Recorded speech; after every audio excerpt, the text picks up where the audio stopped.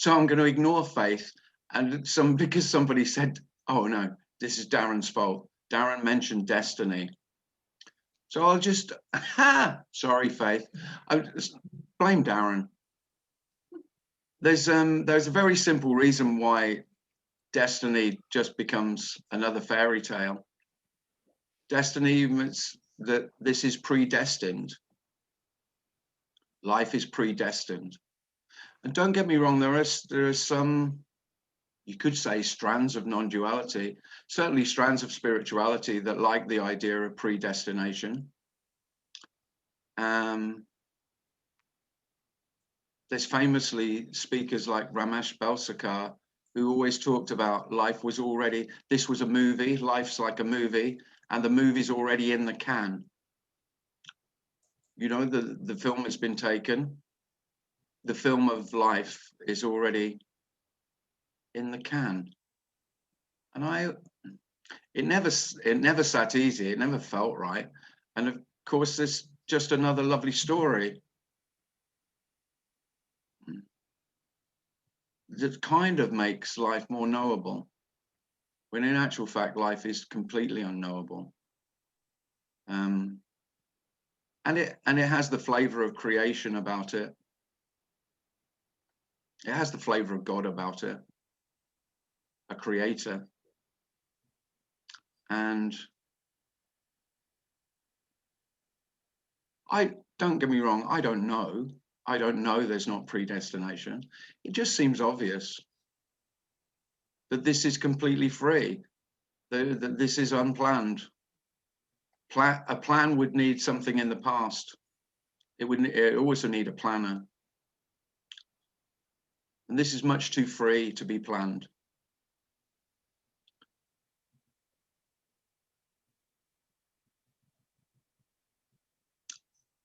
Life is completely wild.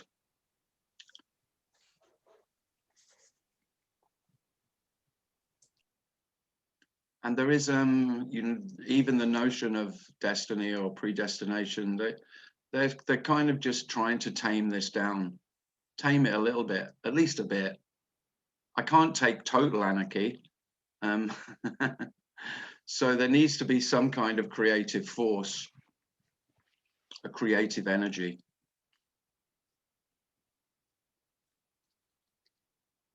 And then because I might be able to accept my own non-existence, even if I don't feel it. Self might be able to accept that, okay, yeah, I don't exist really as a self. Self is illusory.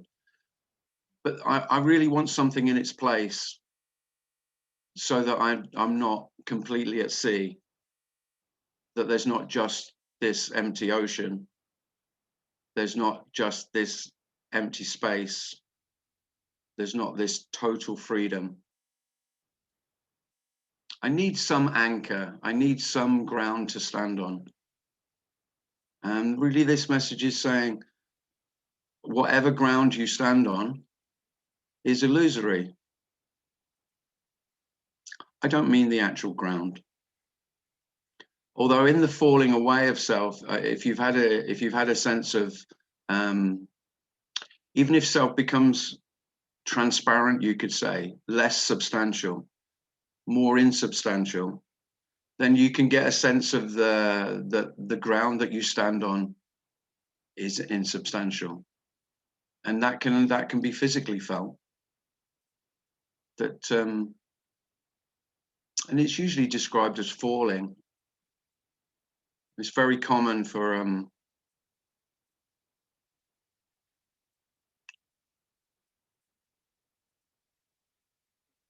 in the falling away of self, there is a sense of falling, everything falling away.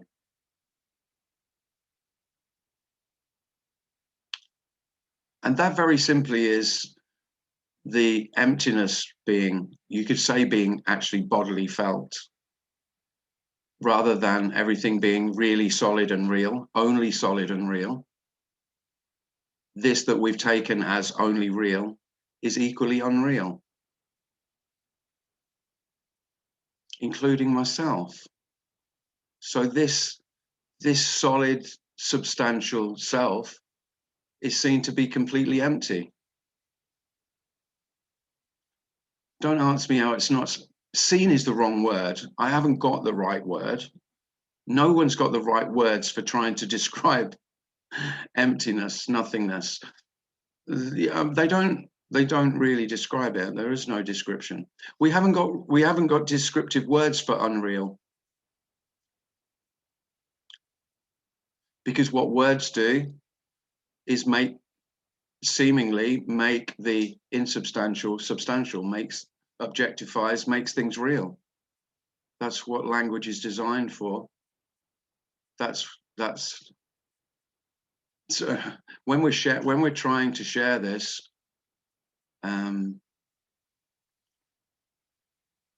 just the real simplicity that although everything is real, so life is real, completely real, real thoughts, real feelings, real sights, real sounds.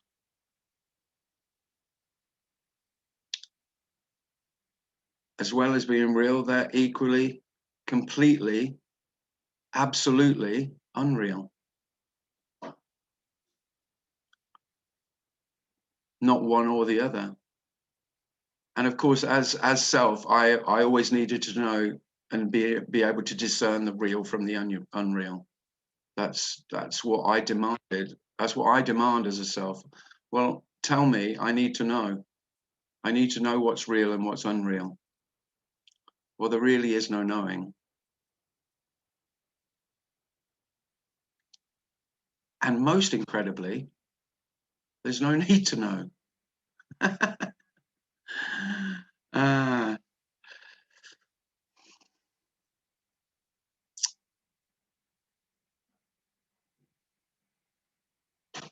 Without the need to know, without my need to know, all opposites literally fall into each other. And life is a complete paradox. Everything is paradoxical. Everything is and isn't to begin with. I mean, that makes the whole of life paradoxical.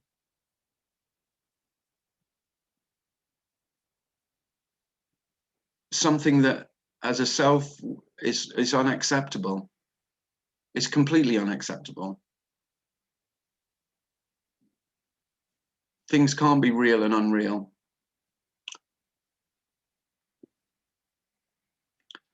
Well,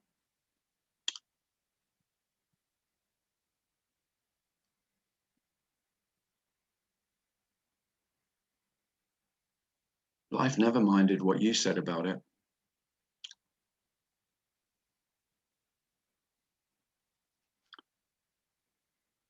And most selves are always in conflict, almost permanently in conflict with this unreal nature of life. By unreal, I just mean empty. By empty, I mean unknowable, unseeable, indescribable. And because I need to know, I have to make things, self has to focus on the reality.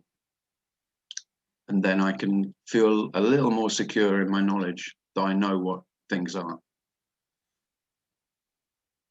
Mostly I need to know what I am. And of course, that's very simple. I am me.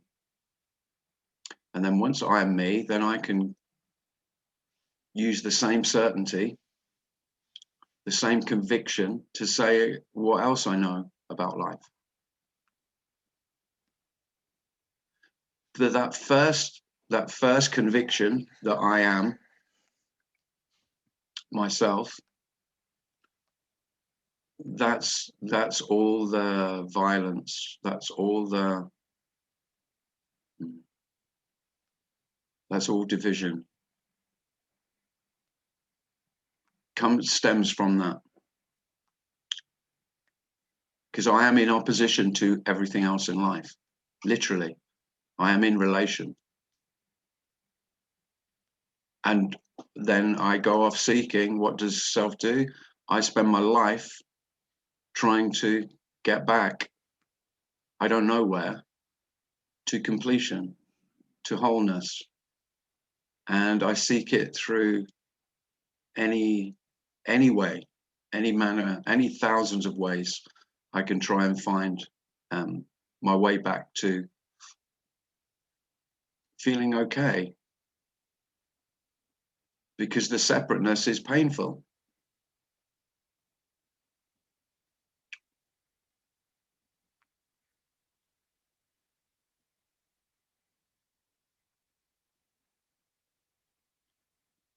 Hmm.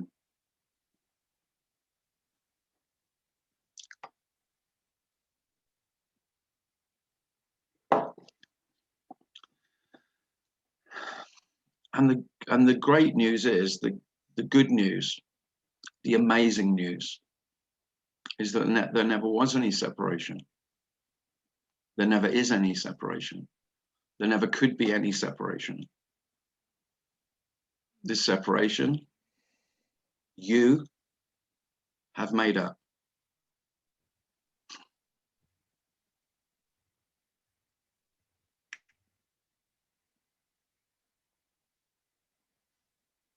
And you've created your own illusion.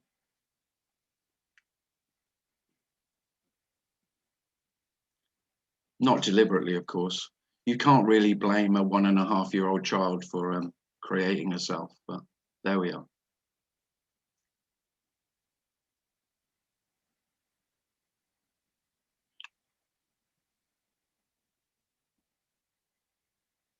And it's the root of most fear. And so therefore you can say that self is the root of most suffering, because I'm a tiny, insignificant me in a world of, in a vast universe. And inside, at the core of myself, is a small child who was so vulnerable in the formulation of its sense of self that I can always feel, particularly in my vulnerable moments, most vulnerable, I can feel like a tiny child in a world of adults.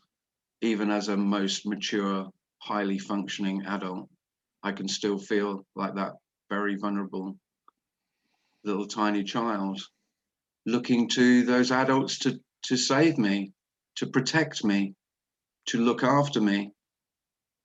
And it's an awful place to live.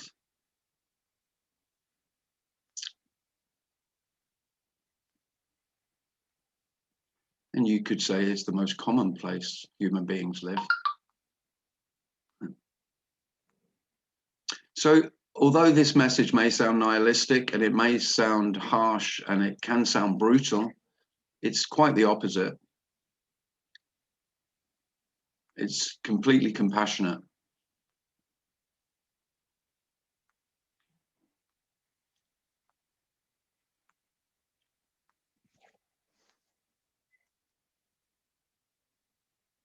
Even though it doesn't sound it sometimes.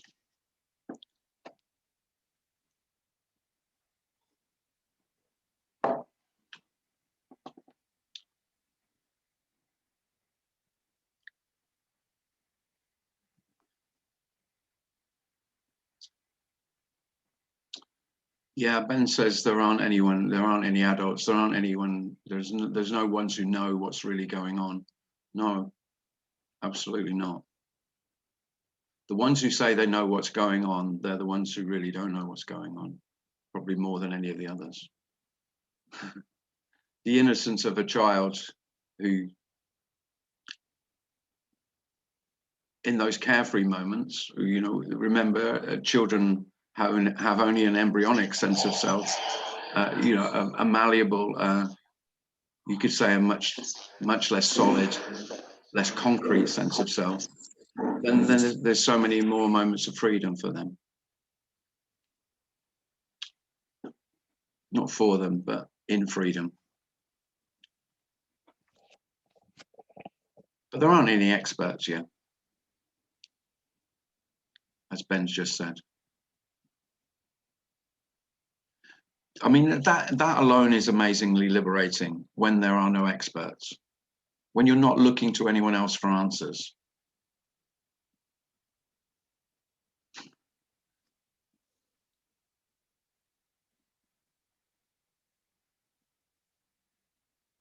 when you're not waiting to be saved.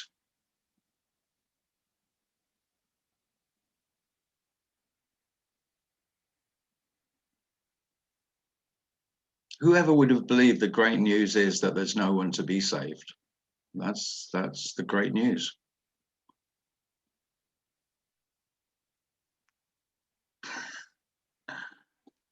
Okay.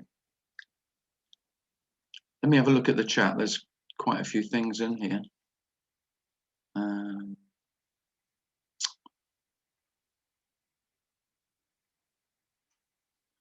Scott says, thank God we somehow remember the taste of freedom. After all these years, nothing else satisfies. No. It can feel like remembering. You don't know what you're remembering, but it is.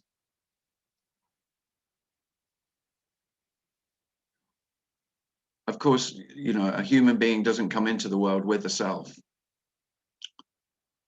You know, you weren't born as who you've taken yourself to be. You weren't born on your birthday. You won't remember the day you were born, but it's probably between 1.5 and 2, somewhere there. And so when in the absence of self, it's just empty, but there can be it's like a familiarity with it. Me's terrified of it because there's no place for me in that. In this, there is no place for me. That's why if you're bitten by this message and you're drawn to it, it can feel so conflicted, because me wants to run like hell, but whatever it is, don't ask me what it is, that recognizes or remembers. I don't know, you can call that what you want.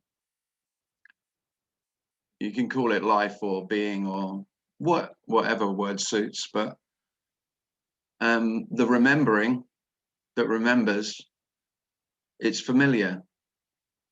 And so there's this conflict of being inexorably drawn to this message and it being terrifying as well.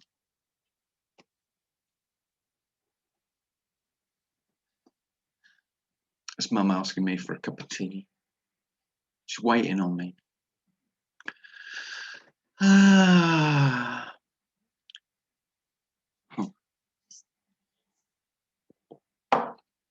Okay. Does anyone have a question on? I don't know why I was.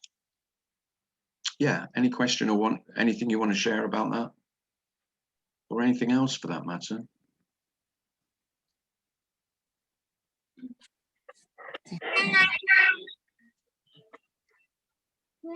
Hi. Hi, Jahara. How are you? I'm good, thank you. How are you? My name is Liana. My name is Liana, she said. Is it Rihanna? Liana with an L. Sorry, Liana. No, it's okay. Say hi, Tim. So what question does Liana have about non-duality? I was just playing with the idea. It'd be great to have. Sorry. What was that? What was that? I'm gonna ask my question now. Give me 1 second, okay? You're like a cat. And a kangaroo and a frog. Liana's like a cat. There we go. She's like a cat.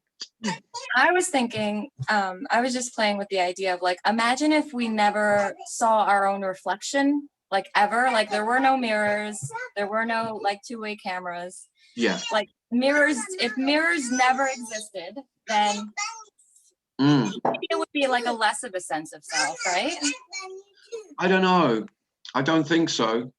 Because I just think the sense of self, you don't need to have you don't have to have a visual image of yourself to have a sense of self. It's it's a feeling of embodiment. It's a bodily felt sense of being inside. It's kind of a sense of imprisonment.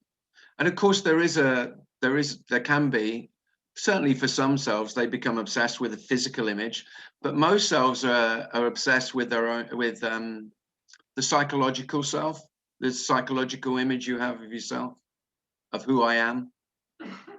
So I don't, maybe it would be less, Jahara, I'll give you that.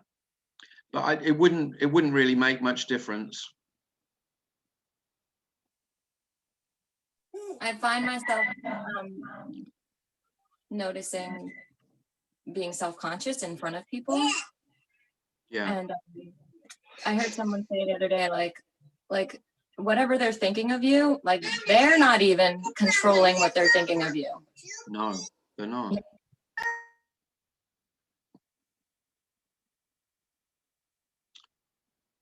No, I mean, one of the freedoms, one of the reasons we might call this liberation, liberation from self, is liberation from that self-consciousness, and that is a great freedom. I think that alone would make me speak about this. That you can't see yourself. How wonderful. Wouldn't you wish that? Wouldn't you wish that for everyone? That you couldn't take yourself out of yourself, so that then you could look back at yourself and think, wow, look at what state he's let himself go. Look, surely he could do something with his hair. Because that's what self does. Self loves to self-criticize. And in that, don't get me wrong, it's me's trying to help you all the time be a better me. Even with all that self-loathing and self-hatred, the underlying that is, I want you to be the best me that you can be. You know, just like terrible parenting, full of criticism.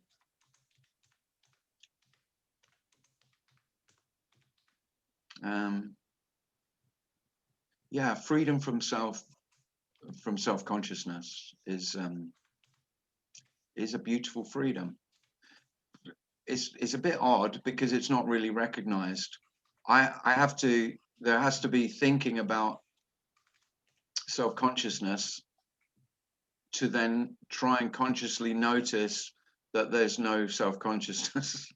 Because in the absence of the one who was conscious of itself, there's nothing in its place. There's just space, and it's just ease, really. It's so not the freedom to speak. You couldn't do this self-consciously, this shit that Tim apparently does. You couldn't, honestly. How could you do that? You couldn't sit here talking complete and utter bollocks twice a week, really freely and enjoying every minute of it. That it would be horrific for me. And don't get me wrong, this character is outgoing and could have spoken, but it would have been full. This would have been full of self-consciousness. I would have been thinking, what do they think? How am I coming across? I wish I'd have worded that differently. I didn't. I bet I missed. Yeah, constant criticism, constant self-checking.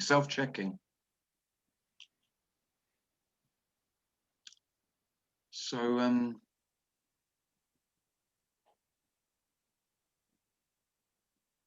life naturally without a self is like being a very naughty child, really, who's not following any authority. Certainly no inner authority. There's no authority inside or outside. There's no recognition of authority at all.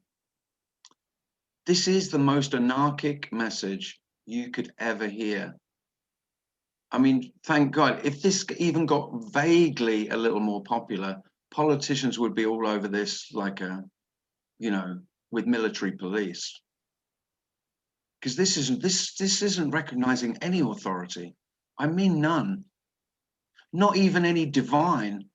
It's not recognizing It's not recognizing any, let alone human, certainly no human authority.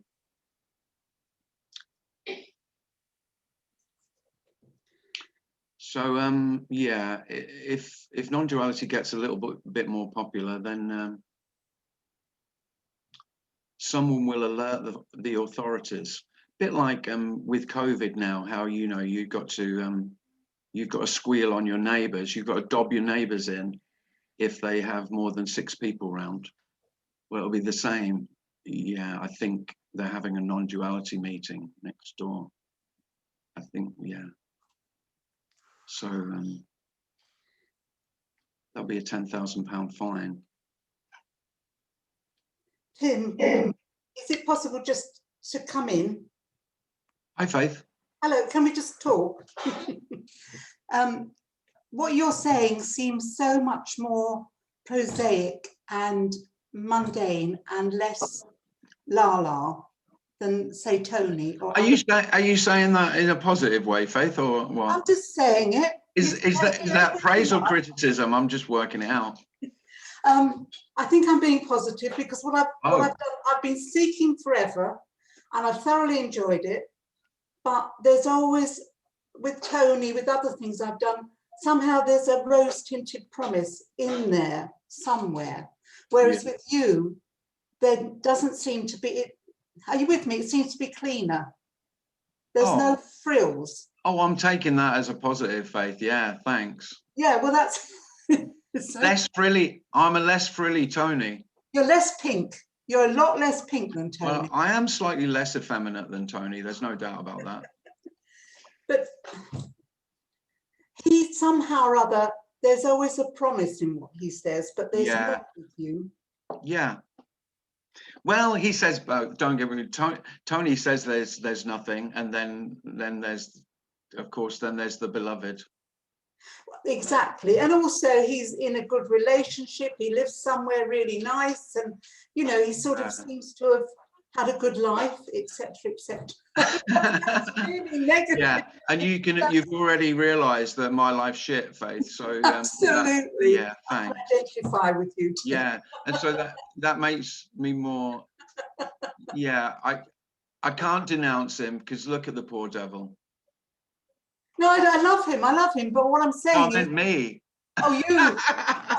Oh, no, it's sort of. There's no rose-tinted promise with you. I mean, I feel the sense here is that what is spoken here is exactly the same as Tony says. Exactly. Yeah. I feel that. I don't feel it's any different. But of course, the way it's presented is just from the character. So anyone who speaks about non-duality is the character. The character speaks. The human being, the unique human being. The wonderful paradox of this is this isn't negating any of the uniqueness. It's much more of a celebration of the uniqueness of every human being. Just naturally being what they are. They don't need to know. The only lie, the only illusion is that they know what they are. They know who they are. Well, that's absolute bollocks. And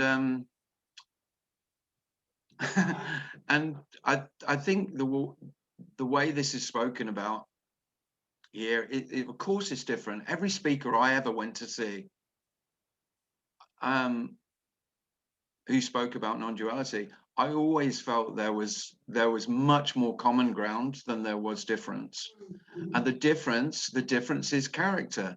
The difference is it's like cheese. So you could say non-duality is the cheese, and of course there's a lot of different flavors. Or ice cream if you prefer ice cream. You prefer cheese, yeah. So I'm Blue Stilton, a mature one. And I'm gonna have to think of something. Oh, I know. And Tony's a baked camembert. Oh no. Yeah. Can't he be because it's soft and squishy, and you could dip in it with a bit of with pita bread. Right. Oh, I've made that almost some sexual innuendo about Tony Parsons being a soft cheese there. You don't think anyway, I think flavors are different, and of course people like different cheeses, don't they? Mm. Mm. Some people like one cheese more than Tim, another. Yeah. Tim, it's David here. Can you hear me? Hi, David. I hope I'm not interrupting there. I hope the lady No, was that's finished. fine. Is that okay, Faith?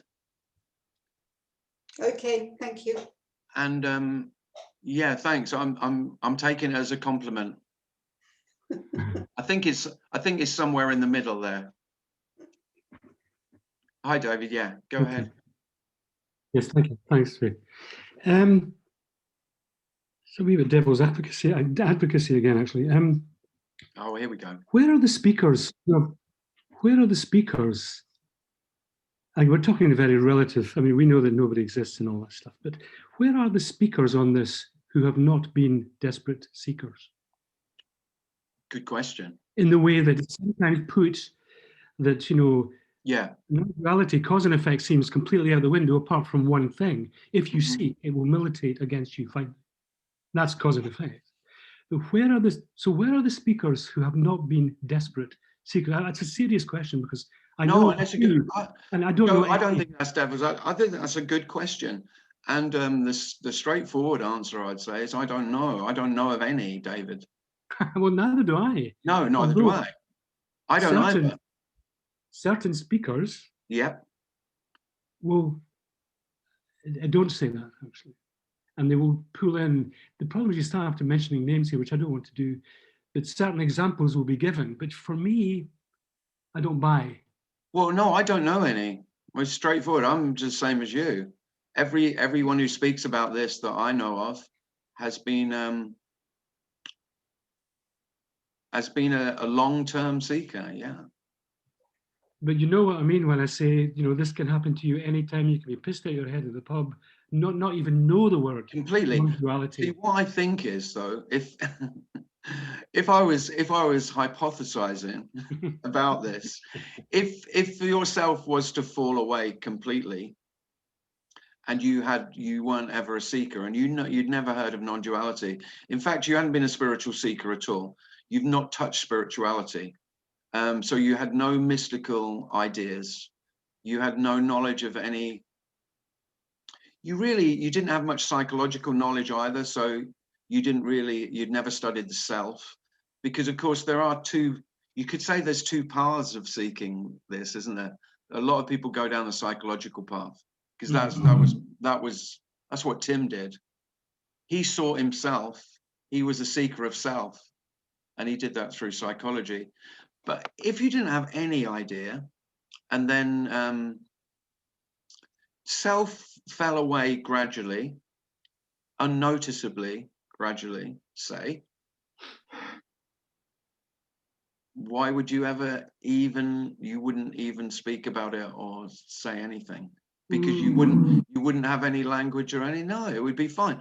Because this is beyond ordinary, what we're speaking about. Oh, surely, I know. Well, we actually. And so if I was a betting man and we could find out, I'd suggest that there's thousands of human beings, selfless human beings, who've never mentioned it. That might be the last refuge of the scoundrel. I mean, because there's no reply to that. No, but that's what I'd guess. I would guess that. Okay. Because if the reason this is so spoken about is by those who speak about it is, one, they have the motivation, and of course one of the main motivations is you've been to see lots of other speakers. But the conclusion across the board seems to be, well, maybe, can't you see this? Don't you see it? Don't you see it? Can't you see this? That's one.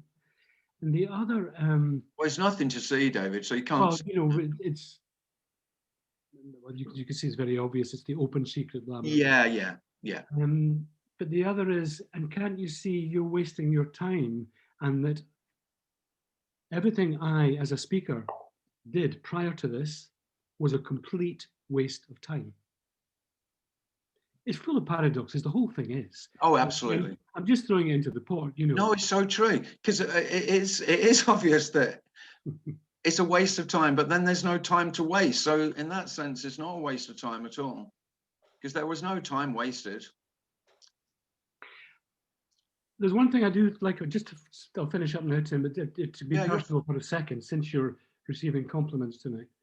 But there is a sense with you, I think, that, again, with some other people, okay, they've lost something perhaps, let's not talk too much about that, but what they seem to have lost is a memory of what it was like to be in that state. You talk about that quite a lot, which I think is good for business, probably. But it's a very engaging thing, I think. Well, who would ever forget, and why would you ever speak about it if there wasn't a significant difference between self and the absence of self? Wow. If there was, if it was the same, there would be no motivation to speak about it at all. And I can't believe that if you've had a vindictive self, a self that was a self-torturer, then you're not going to forget. I'd be amazed anyone forgets. Mm-hmm. And it's no good. So of course it's paradoxical again. There is no difference, but then it's all the difference. Mm-hmm. It's so life is exactly the same. Everything that appeared before appears, apart from the one who made life a misery. But by the same token, it's all a story. Absolutely, all of it, especially this. Mm-hmm. We can only share stories, can't we, David? Yes. No, ultimately, the thing about life as a human being, which is all we know, is completely alone.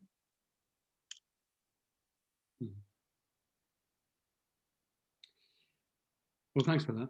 And the aloneness is what self fears most. That sense of separation. And when I say life is completely alone, is that there is no knowing others. Because essentially there are no others.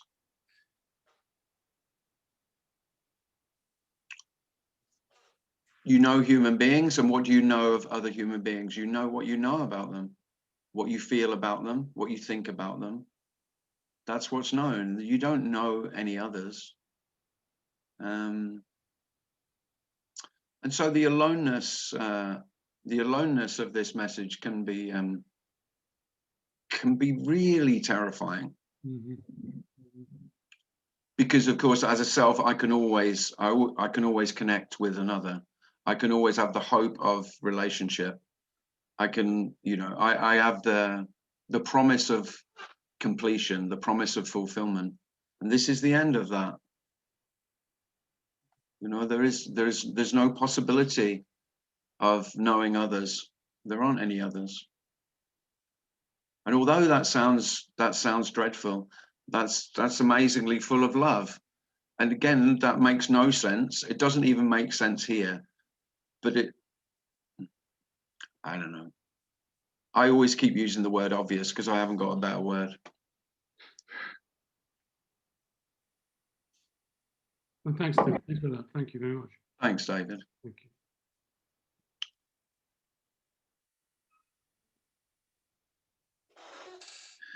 I am not going to say, this message is not saying stop seeking.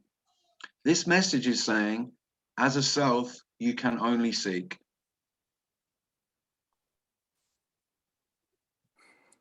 And so then the seeker hears this message, and this message might be heard as the seeking is futile. The seeking is pointless. The seeking is hopeless. So then that might be interpreted, that might be interpreted as, I need to give up the seeking. I need to stop seeking. I need to surrender. There's nothing to find. I need to give up hope. And of course, that's not the message. The message is saying life appears just as it appears. It's much simpler. It's not that seeking is any worse than not seeking. And as me, as self, if I feel incomplete, if I feel there's something missing, if I feel there's something wrong, of course, what else can me do but look for some way to feel complete, to feel okay? Because I don't feel okay. I feel okay now and again, and then I feel okay for a day, and then I feel dreadful. And so I go and try to rediscover why I felt okay that day. And I analyze and analyze and I analyze and I dissect and I do everything in my power to understand. And there is no understanding. There is no understanding life. To understand life, you would have to know everything. And that's really what me sets out to do, to try and know everything. And then I can make my life okay. Hi, Scott. Hey, Tim. Good to see you again. And you. Listen to you makes me think of, when you leave your house to go outside and then you realize you forgot your mask. I'm doing that all the time, yeah. But it's Usually like in my car, I get to the shop door. Yeah. I see other people. It always makes me laugh. And then, of course, they don't like it because I'm laughing at them. You see, and it's mainly guys. Let's not be too sexist about it, but it's mainly guys who are most disorganized. Most women have their face mask on prepared as they leave their car. Not Yeah. all. No. I'm being sexist, and then you get to the shop and you go, fucking again. Yeah. I'm seeing it as a particularly interesting metaphor because, your mind says, let's go out and do something. And you go out and then there's a part of you goes, this doesn't make any sense. I got to go back to my, not knowing. And I think you're just particularly good at going only 3 steps out of the door and coming back. Whereas a lot of us are down the block. Well, But obviously there is no mask and there's no, it's just. So you're using the mask in your analogy. The mask is the not knowing. Yeah. Yeah. You're eventually going to come back home because you got to, stay in this. But there's just this pull, and we're just getting used to not falling for that pull of the mind going, I need to understand. I need to. Yeah. I want answers. I can't have wasted so much time, and I can't have studied so hard, and I've invested so much in the mind. I know. So, and then you just come back to your house and you go, I guess I won't go out. I don't have a mask. Yeah. But I wouldn't want you to think that I'm better at it than you. I just like the way you do it because you do it with such a good sense of humor. Be true. Yeah, well, a lot of us do it and then we whip ourselves, and a laugh is just such a bath. It's what I needed right now. Yeah. Because it is funny. It's extraordinarily funny how we played this on ourselves and we enjoyed it until we stopped enjoying it. Yeah, I mean, it is funny, but it's a tragic comedy, though. I mean, it's the most tragic. Yeah. What self inflicts on self is dreadful. Yeah, it reminds me of the Mahabharata when Bhishma, who's the ego, is about to die, and Krishna and Yudhishthira, all the other people around him. This is really well done in the David Brooks movie. No, the Somebody Brooks movie. And Krishna asks, or no, Yudhishthira asks Bhishma, the ego, well, what is the cause of all suffering? And the ego goes, he just chooses that minute to die because he gets to choose his own death. When he realizes he's the cause of all suffering, Oh, the game is up, and so he chooses to die then. Yeah, he gets to choose his own. He has a boom that he can choose his own moment of death, and he's actually been laying on a bed of arrows for like 6 months or something, and he just uses that moment to go, ah, okay, I got it. Yeah. I'm the bad guy. Okay. Well, the thing about self is self is the good guy and the bad guy. Yeah. Yeah, that's it. He's playing all the roles. Me's the good guy, the bad guy. Yeah. The clever guy, the stupid guy. It's, you know, the good girl, the bad girl. You know, the angel and the whore. Yeah. Well, we thought we needed protection. That's the game. That's the game, people. And the truth is none of those, and Yeah. all of those. You know, it's not. Yeah. But there, it is wonderful that life isn't good or bad. Yeah. And can be as good and bad as it is. Some say it's completely It's just neutral. incredible. That at the end, you add it all up, it's always zero. Yeah, it does. So we're inventing that we're pushing the line up and down all the time, making it into a roller coaster, when in fact it's just, you know, it's not even boring because it's actually ecstatic to stand in that silence, stillness. Yeah. But we don't know how to handle it. It's too much intimacy. It's too much emotions. It's probably like being you know, having what are the people with all the personalities?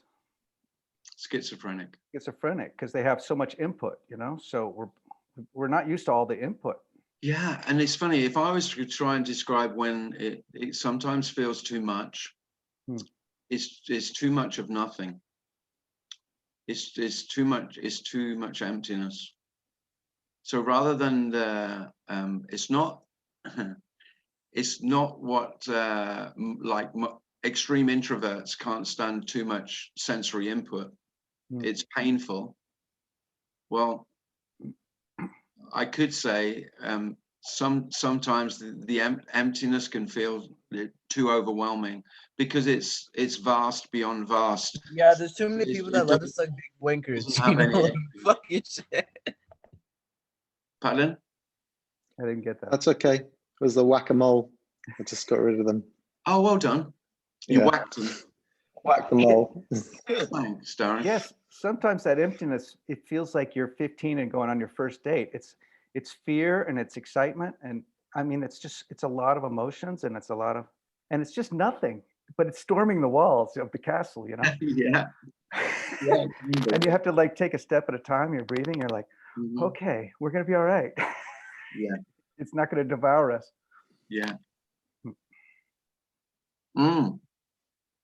It can be that. Yeah. It can be anyway. Yeah, I just don't think we're used to that much raw feeling and Yeah. and Well, emptiness. yeah. If there's just less of me, less of the sense of me, then life comes in less filtered, and so it feels more intense. It feels more raw. You know, smells are more intense. Sights are more intense. Everything is touch. Touch can feel more intense. You could feel people from a distance. You could feel, you know, there's energy fields. Yeah. And I'm nowhere near where I could have been, you know, where, I mean, I'm still 1,000 miles from being open, but even without my mind, you just feel stuff and you're like, ah, okay. Yeah. That's how the game Well, is I played. just think- I thought we were attracted to people by their physical stuff, but it's really an energy game, you know, and you're like, wow, well, who would have thought that? Yeah. Yeah. Yeah, and I just some human beings have a greater sensitivity for that than others. Yeah. But everyone benefits from having less mind interference, less static. Oh, thanks for the laughs. I love this. Oh, thanks, Scott. Yeah. It's interesting because Scott uses the word mind all the time, and I never use that, but it's perfectly okay. It's just the words we use, because I never use the word mind because I've never found one. Yeah. I think I didn't lose it. I I mean, no one has one, do they? There's just thoughts. And how complex is it? I mean, what about this for this is accepted normality of how we describe how human beings are.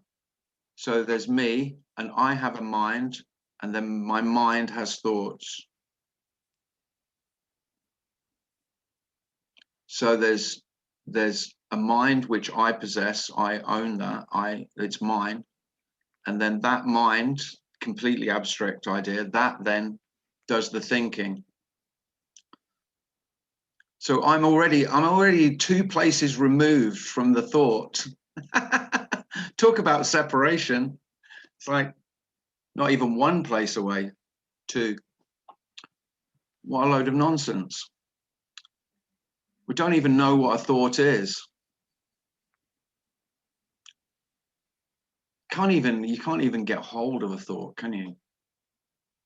As soon as you've got a thought about a thought, it's another thought. You can't even get close to it. You can't even touch them.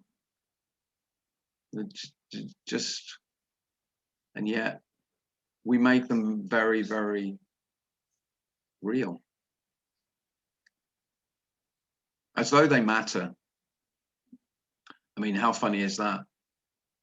That the thoughts that the human beings, the 7 billion human beings having thoughts right now, that they're significant, those thoughts.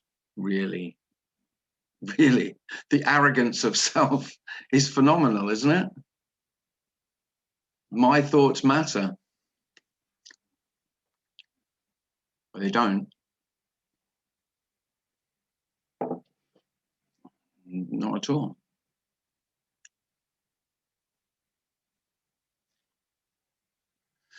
Okay.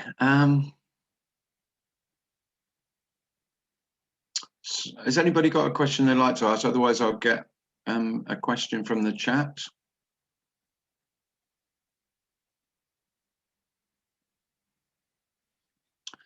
Well, K, not sure who K is. K is K.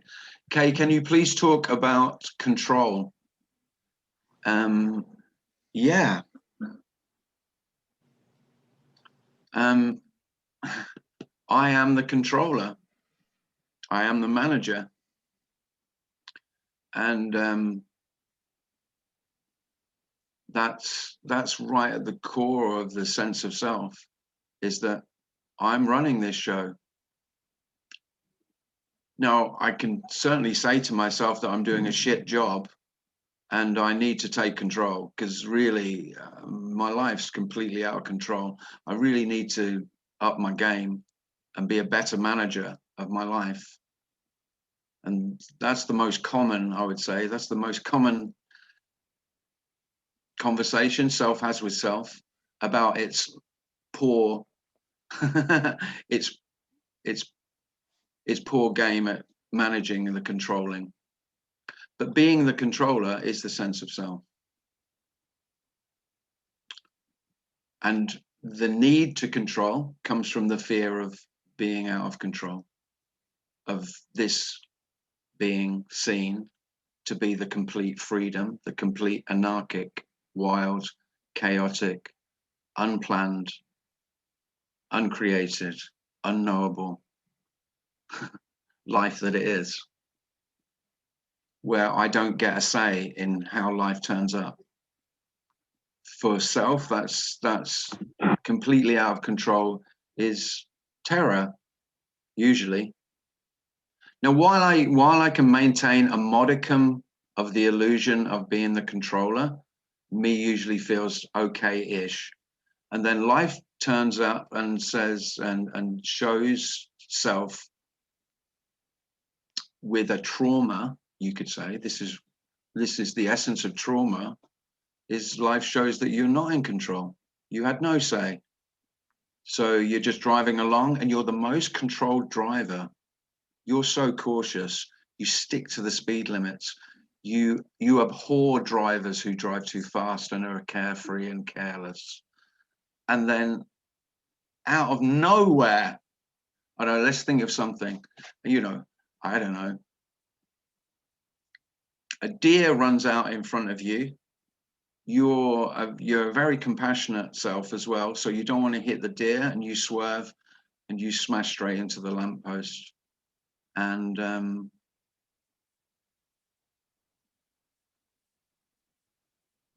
that is hugely traumatic for a self who desperately needed to maintain the illusion that they were in control of their life and what happened to them. And just that random deer running across the road showed them explicitly that that is not the case. And really, that's what self fears most. That it can't keep itself safe and can't maintain the illusion of control.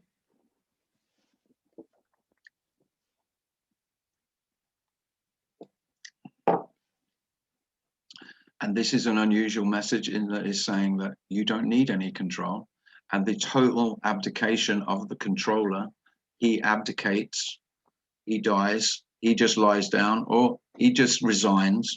He doesn't turn up for work anymore. The manager, he's jacked it in, just not turning up. And wow, shit, look, life is amazing. How easy it is when life's not being managed.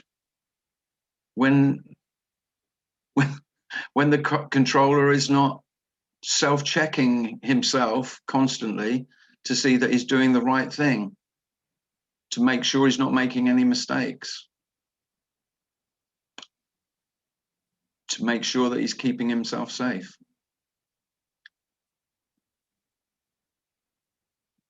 Life is so much lighter, so much freer, so much more open.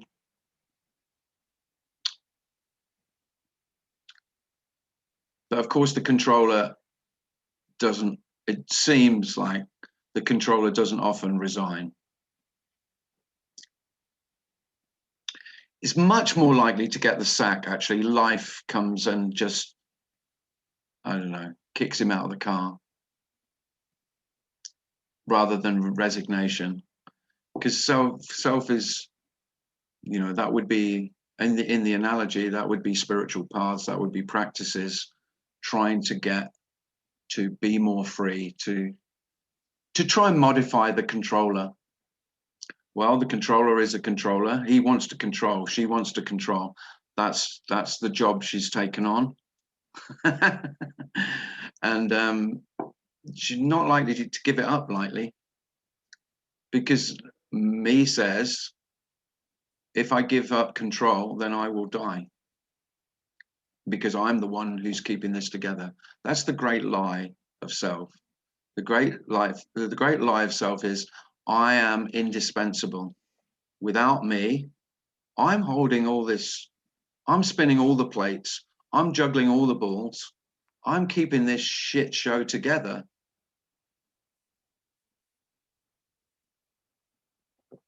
And that's the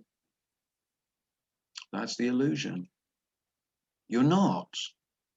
It's not that you can give it up. You're not. You're not juggling any balls. You're not holding anything up. You're doing fuck all. But I know you don't want to hear it, because where will my power be then? Well, I'll be powerless. Yeah. And in that complete powerless, that complete impotence, there is no need for power. You don't give up the power. You are already powerless. There is no one to have power. There was no one in power. I mean, poor old Donald, bless him. He's a great example to us all, isn't he? I mean, if you want to see the most, I mean, there it is. in all its glory, the deluded self. I mean, it couldn't be more explicit, could it? I mean, don't get me wrong, he's an extreme example, more fucked up than most selves. But even so, the delusion of power and control. There we go.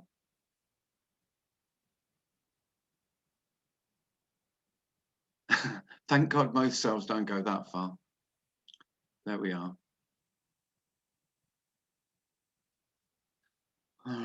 But even Donald, he can't help but to be Donald. And it is weird. There is great compassion, even for the biggest idiots on earth, just being what they are and can't be otherwise. Don't get me wrong, you wouldn't mind if they were locked up, but there's compassion nonetheless. Lock them up in a compassionate way.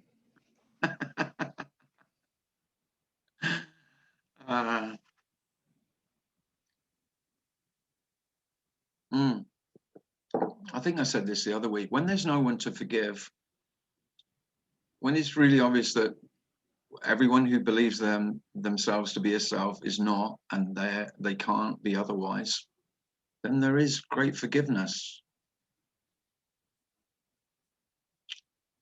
It feels like forgiveness. It isn't forgiveness.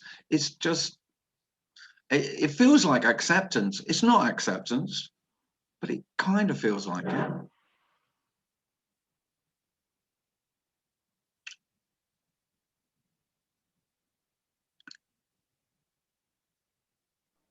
And it has an okayness that it never would for me when I was in conflict with it. It shouldn't be like that. He should not be. I mean, the amount of venom that I see online towards Trump is phenomenal, and I find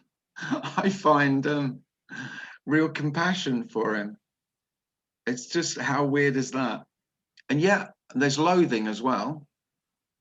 I can loathe everything about his bigotry and his arrogance and so many other things, and go, well, but he couldn't be otherwise. Hey, Tim, can I just say something about Donald Trump? Oh, go on then. Who is it? Who's speaking? Ben? Yeah, I mean, for me, he just seems like a... Ben, yeah, how you doing? Hi, Ben. Yeah, good. Hey, man. For me, he just seems like a kid, you know, and he Yeah. just wants his approval. Oh, bless him. Lock him up, that though. we all want, I mean, and he's almost... Lock him up. And he's like looking to, I mean, in his world, if you know anything about politics, he's looking for sort of the New York Times or the Washington Post or the international press to somehow confirm him in some way, the people, the press to love him. Yeah, of course. He, like all cells, he's an extreme, but he's just looking for acceptance. Yeah, adoration. He loves a bit of adoration. And I think in a way that's kind of what we all want, whether it's kind of people we look up to or people, if you're in a certain discipline, like a certain profession, you might want something reflected back to you from your sort of elders. Oh, without a doubt, yeah. That you, yeah, and it's, I agree with you. Look, I am not a big fan of that guy, you can imagine, but I do see, I feel sorry for him, you know, I feel really sorry for him. He looks like this kid with his lips sort of out, and it's like, what happened to you, man? I'm like, what happened to you as a kid to make you like this? And it's dangerous that you're in charge of the nuclear codes or whatever, but also I can't help thinking I'm so sad in a way. And you know, just to be very slightly political for a moment, like I see the left and the sort of the attacks that they put on them, and I understand why they do that, of course, but I think, well, that's only really gonna make it worse, isn't it? It's like making fun of working class people and making fun of people's kind of innocence in a way. It's a shame. I think people do. Anyway, I'm sort of getting off track, but with that guy, massive ego, like, what can you say, you know? Yeah. every human being is absolutely innocent. I mean, now, even the worst criminals. Yeah. I mean, they're not innocent. I mean, I don't mean innocent in terms of their crimes. I mean innocent in that, because actually, to say someone is guilty in terms of responsible, then of course you have to have the condition that they could have done otherwise. You have to have that, otherwise there can't be responsibility. I mean, I used to go to Buddhist meetings and I did a couple of Zen retreats, and just to give that a contrast, I did NA, Narcotics Anonymous. You know, it's like a 12-step program, and you know, you go to the Buddhist things, and people are so like middle class and so sort of full of themselves in their own way. You go to NA and you meet people who, to be honest, sometimes done horrible things, who are at the bottom of life. Yeah. You know, and really, however bad things are for the people on this call, like they probably worse if you go to an NA meeting. Yeah. Where do you think like you found more wisdom and compassion at the Zen Buddhism, you know, or the NA? Okay, it's the NA. It's like the people you meet there is just so accepting and so I loving. wouldn't know that for a minute. And it's like it does it in a way, it doesn't matter. The personality can be completely broken, and there can still be a sort of deep I don't even know, I'm kind of rambling a little bit, but I suppose it's to take down a spirituality, isn't it? It's like saying, well, you know, you go and you do your Zen shit, you go your Deepak Chopra or Adyashanti, whatever, and all these guys are actually kind of very middling, and they're looking to sort of just kind of keep the status quo in a way, and then you go and you meet people who are really at the bottom, and something else happens. Maybe that's what is happening here in a way, actually. I don't know. What are you saying, that my meetings attract a lot of drug addicts and homeless people? Yeah. Of course not, man. No. Amazing. Oh, thanks, Ben. Yeah. Yeah, there is. Incredibly, this message is full of compassion and full of forgiveness for no one. But I guess when I say drug addicts, I talk about Donald there's Trump. no need for forgiveness anymore. I suppose that just sounds like together, I suppose when I see Donald Trump. Sorry, Ben, go on. I just see people at the bottom of life, you know, like really who've hit the bottom. Yeah. And what the weird thing is, like I've seen that with drug addicts, I've seen it with alcoholics, and you see it with Donald Trump in a way. It's like, these are the things that are propping me up. These are the last things that are propping me up, whether it's the drugs, the alcohol, the presidency, or whatever it is. It's just weird with Trump because it's like, even you are the most powerful person in the world, and that's not enough. And that's I think is what it is with drugs. It's like you just keep propping yourself up and propping yourself up, and eventually it's like, well, no, it's never going to be enough. And in a small way, I think with the people who are on this call, like we all trying to do that in our own way, and whether it's the job or the relationship or the whatever it is, you know. Yeah, that's what me's doing, is trying to hold it together. Yeah, that's the control thing. Anne says Tim Selfaholics. There we go. This is what it, Selfaholics Anonymous. SA. That's you lot. No, that's Sex Anonymous, I think. Oh, SA is Sex Anonymous. Well, you know. I think so. Yes.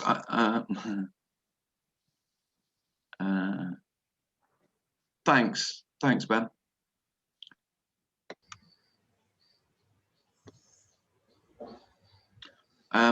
Anchor says Trump is a great example. No, Pam says that. Anchor says, would you say there is still intuition for Tim, or is it there only what we would call Or is there only what we would call intuition, but for who? Well, yeah, that would be, if I was going to use a word for the knowing that isn't known, then I could call that intuition. Intuition is probably the best word we've got. So if I talk about, you know, we talked about recognition or remembering earlier. You could say that what knows or remembers or recognizes is intuition, because we haven't got a word for what we're talking about. Knowing without knowing what, knowing without knowing why, knowing without knowing how, that knowing that you go, I don't know how I know, I'm not even sure I do know, and yet you know, that knowing. That doesn't need me doesn't like that knowing. Me usually goes, well, that can piss off, because that sounds dodgy as hell. I want some sound evidence for that. I'm not going near that. So I feel that's the right thing to do.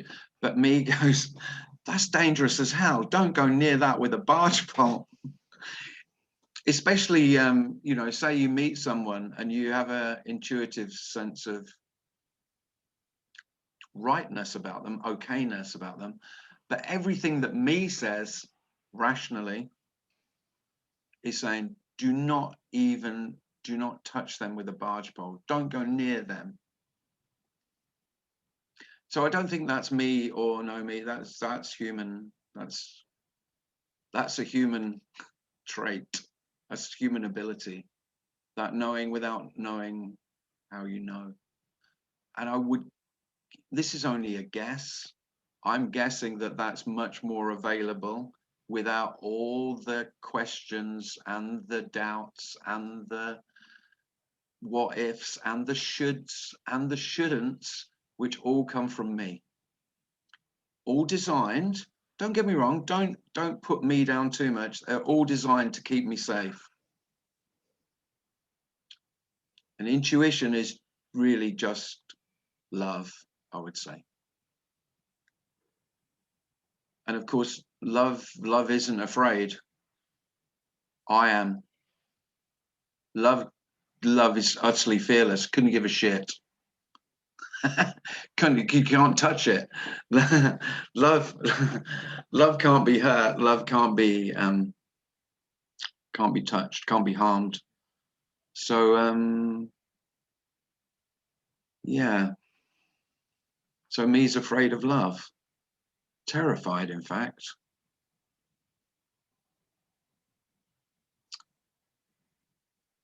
I will make a contract with love, and I will write the fucking details of what that entails.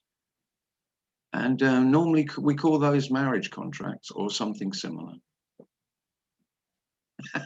Isn't that funny that we're contractually obligated or what conditions there are on my loving relationships? That's funny.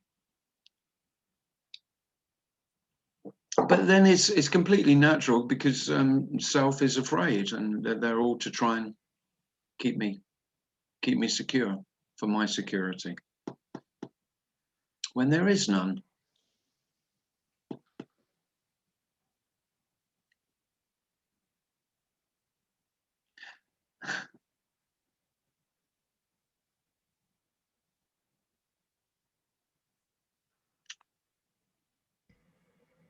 Hi, team. Hi, who's that? Yeah, it's Andre. Andre, hi. Yeah. Hi. I just want to not asking, but I always confused more or less when we start when you start talking about me. It's always like, it seems to be like it's existing obstacles for someone to get somewhere. It makes me it makes me confused. It's not. There is no obstacle. Yeah, maybe it just sounds like this. It does sound like that, yeah. because of course, so what could I say? So it's the appearance of there's an obstacle. So it looks like, so there is an illusory obstacle, but there actually isn't any obstacle. But it's a very convincing. So the illusion is that there's something in the way of you seeing it, but the thing that's in the way is the you seeing it. It's kind of unsolving conundrum. Well, there is no way around it, because if I was to give you some advice about how you could get around it, then you could work on it. Yeah, that's. And you would be back in the, you'd just be in a different aspect of the game of trying to find what is already. There's nothing to find. This is found. Yeah, maybe because of the me is kind of putting in some special position out of everything. Maybe it's just because of it. Yeah, the special position that me has put itself in is a unique position. I am the only one. So I am the only one who's inside this body, and everything else is in opposition to me, and I want to get rid of that. But there is, the actuality is it may feel that way because when it feels that way, that is how it is. I can't say it's not, because I vividly remember how it feels to feel embodied. And what I can't tell you is how it feels to not. I can't tell you that. So that makes this even more tricky to speak about, is that it is fairly easy to describe how it is to be me, how it feels. It's quite concrete. Whereas if I try and describe how it is in the absence of me, there is nothing to describe, because there isn't a replacement. There isn't something.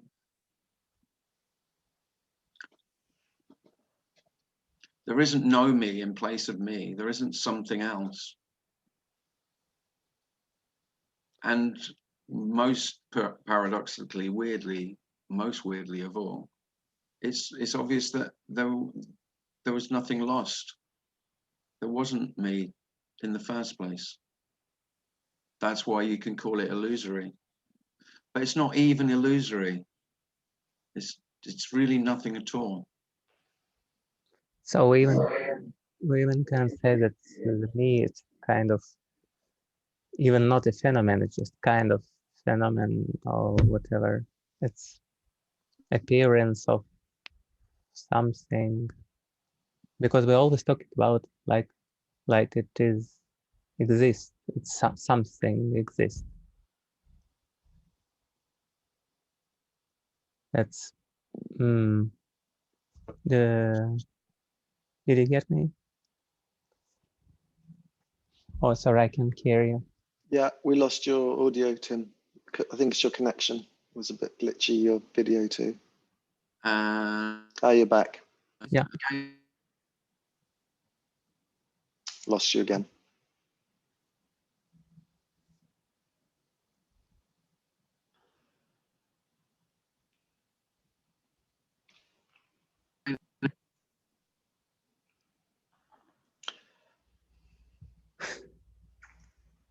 Not really. Your connection's coming and going.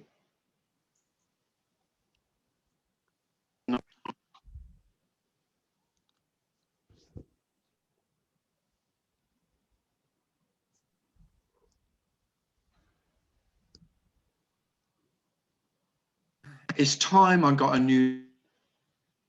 Oh, we heard a bit of that. It's time I got a new computer. New. The new people be quite insulting about the quality of my videos, sound and visual. So I'm going to invest in a Apple. a webcam, a decent webcam. Hopefully the laptop is reasonable, and the webcam's cheaper than a new laptop. So, Andre, I didn't actually get to answer your question. Yeah. So you didn't hear me? No. I already forgot it. But I have another one. Good. Okay. It's, Okay, I have another the one. other thing, I didn't hear it, and I wouldn't even, if I had heard it, I wouldn't have remembered you'd have needed to say it again. So It's another one because I didn't remember that one. It looks like we talk and discuss about different things, and we can call it objects or process or phenomenon.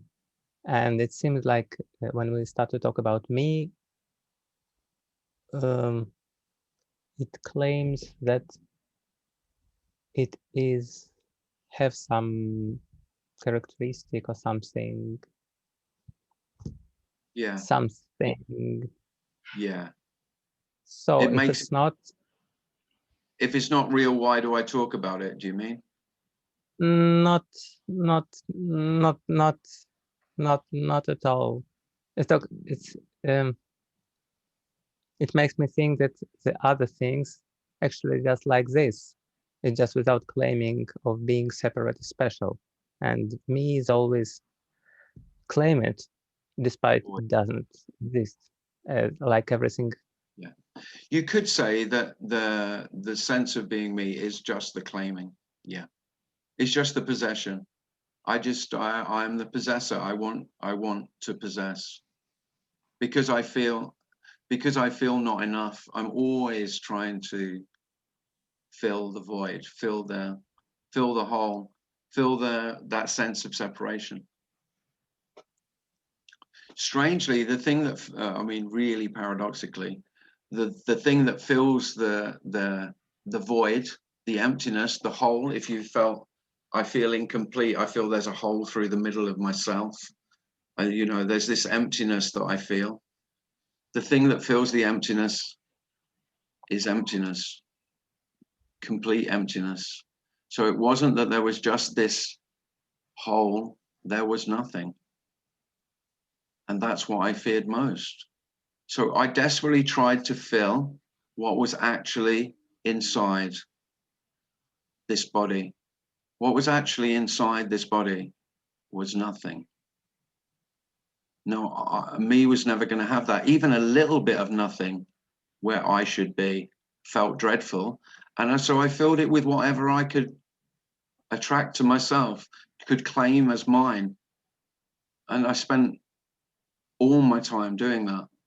So praise, approval, material objects, success, achievement, everything that I could claim to fill this hole. Well, the hole was the truth and you were the lie. You are the lie. The emptiness is the truth. Truth's a bit strong because you can't know it. There's nothing to know. So truth sounds like you would know it. It's not knowable. There's nothing to know. But how funny is that? That the thing that I feared most was the liberation. The thing that I was trying to avoid, the thing that I was trying to escape from, the thing that I feared most, that was actually not what I wanted. That's not the right way to express it, but that was home. That was, you know, if I wanted to know the truth, that was the truth. If I wanted reality, that's the reality. Emptiness. And amazingly, emptiness, there was nothing to fear. Of course it wasn't. It's empty. There's nothing to fear about it. is completely neutral. It has no qualities. And then it is all qualities. There's nothing to fear about emptiness at all. But of course, I feared my non-existence. It felt like death to me, emptiness.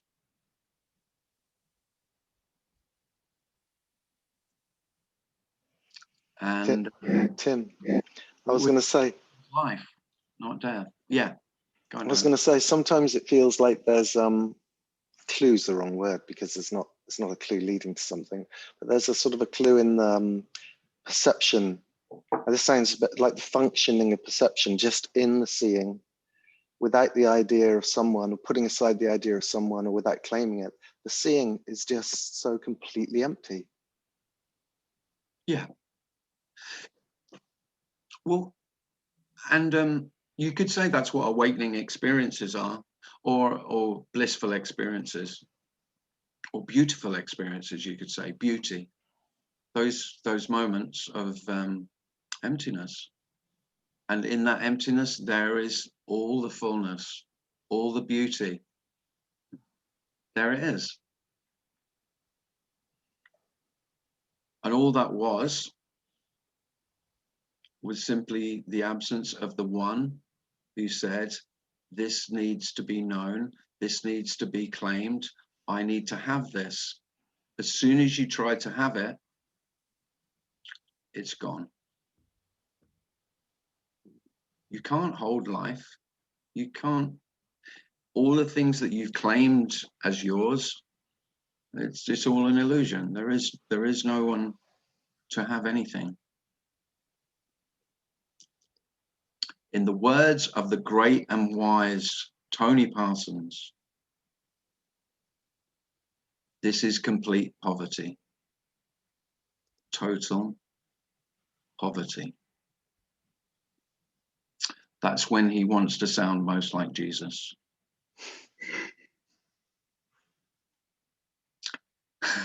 Because I think that's what the old Nazarene was on about.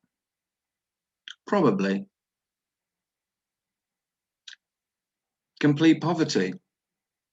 And he didn't mean, because it's just interpreted as material possession, it's poverty. But there is no greater poverty than no self, because self is what self holds most dear.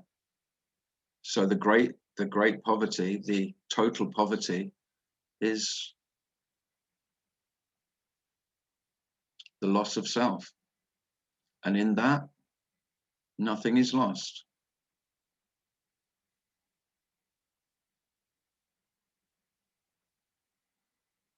You're already nothing. Such an insult, isn't it? If you want to upset anyone, call them nothing. Call them nobody. Call them a nobody. It's just great, isn't it? Isn't it so obvious that that's all self is? It's just that mechanism to defend itself when there's really no need.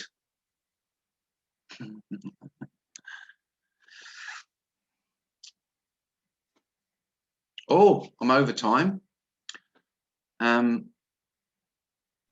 Thanks everyone for coming.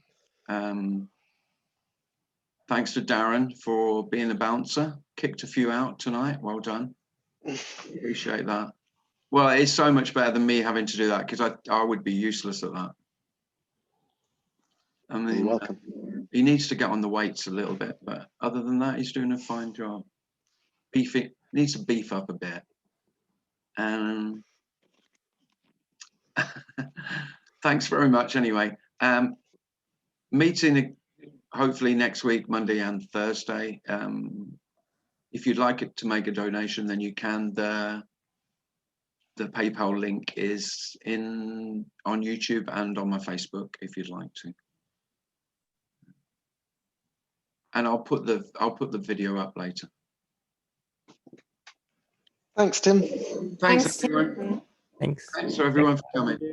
Bye bye. Thank you. See you all. Thanks, Tim. Thanks. Take care. Bye.